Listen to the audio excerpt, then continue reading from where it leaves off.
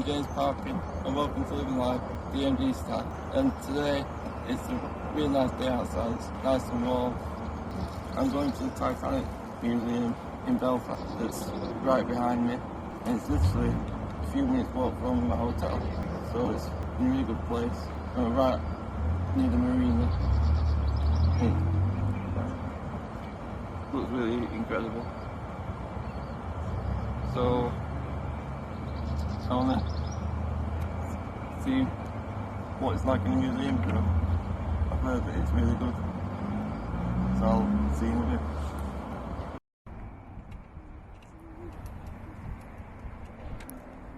Well, the Titanic Belfast is based in the Titanic Water, which was where the old docks was, and that is quite new, only 10 years old, but it looks really good. I went into the museum as a replica of the old gates. Then they told you a story about what it was like for workers in Belfast at the time Titanic was built. And then talked about the competition that Titanic faced at the time from cruisers like Cunard. The next part of the museum was talking about how they designed the Titanic and the plans that sketched out what it was going to look like and how they drew up the plans for the interior and how much space it took to use.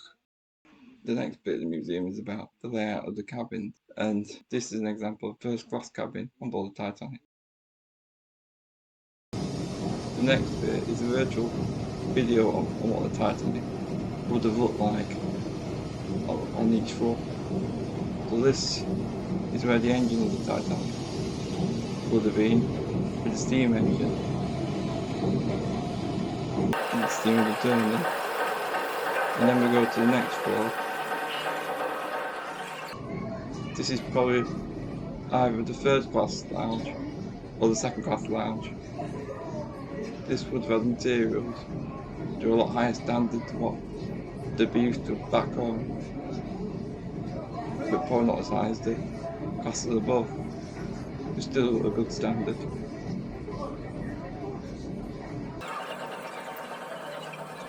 Then we've moved to the floor above, which is the corridors for where the bedrooms are. And then we go to what would probably be the first class lounge, which was decorated to highest standard of the day, which had entertainment and music.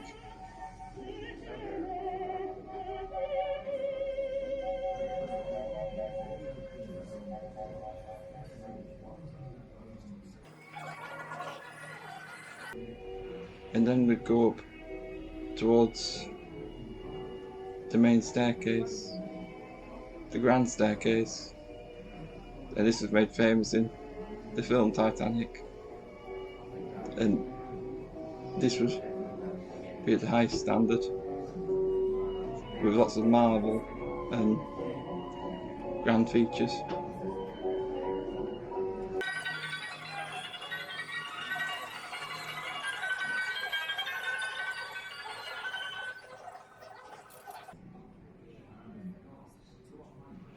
And the last bit of this is where the wheelhouse was to overlook the ocean.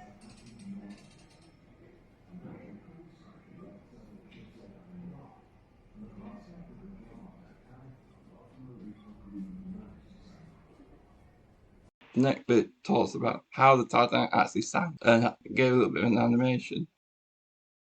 It showed that the Titanic snapped after so much water came onto the boat. Also, it talked about films and things that have come out on TV or film about the Titanic. Well, I've just come out of the museum. I have to say it's been really, really good, and gave me a lot of information about how they built the Titanic, how it sank and the aftermath, and also when discovered it on the ocean floor. So you're very informative, I thought it was really, really good, and definitely would recommend it. So the next thing I'm going to have a little look at the sister ship that used to follow the boat out to see the SS Nomadic. The SS Nomadic is the last remaining White Star cruise line. It also served in both World Wars and as a restaurant, being a very durable boat, and it was built in the same shipyard, the same workers, and with the same materials as what the Titanic was, and still stood the test of time. I was took around the ship by Pip. He was very informative about not just Titanic and the boat, but Belfast as a whole. So I gained a lot of knowledge from him, so which was good. But it certainly was an honour to go around this ship, given it's that old, and I'm certainly really pleased I've been to the Titanic Museum today because it's been really good. And on that note, I'll see you on the next one.